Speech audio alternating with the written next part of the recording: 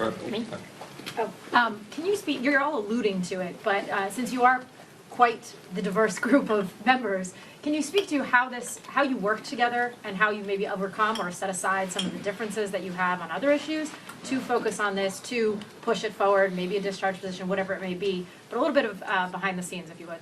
I tend to forgive the Democrats a lot. That's why I get I'll just give a 30-second going back to when Abigail and I first did this. It sat down literally over, we were just having dinner, we were having, a beer and just talking about the need to solve this problem. And then that has been the way for me. This has occurred with multiple of my colleagues over the last 4 or 5 years. We've all realized how much we have a passion for getting this done, but I'll let you address kind of how we've worked on it over the last 6 months or whatever. Yeah, I mean, I think that's probably an experience that each of us had. For me, it was with Ken Buck, who's no longer here, and Matt Rosendale.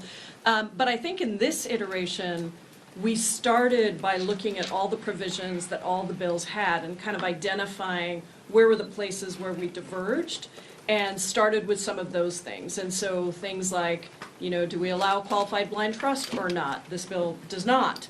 And going through each of those together. So Seth did a great job of working with all of us to get us all to the same table.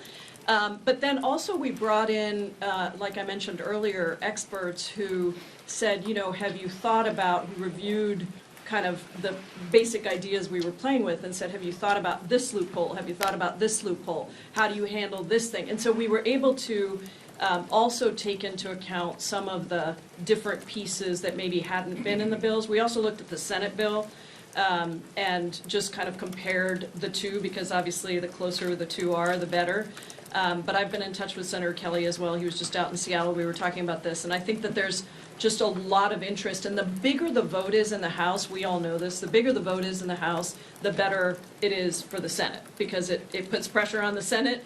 It makes our bill the main bill, and hopefully that then becomes the vehicle that moves forward in the Senate. But it was a pretty detailed process, and everybody got to weigh in, and different people had concerns about different things, and we just worked through it until we got to something that everyone felt good about. As Alex said, not a place where we left feeling like, oh, I gave something up. I really do think, as all of us have said, that it was just strong. Just very quick, the one thing that I immediately noticed when I was in the room with all of my colleagues here is that I think an impetus for a lot of us running for office is to resolve injustices in the system.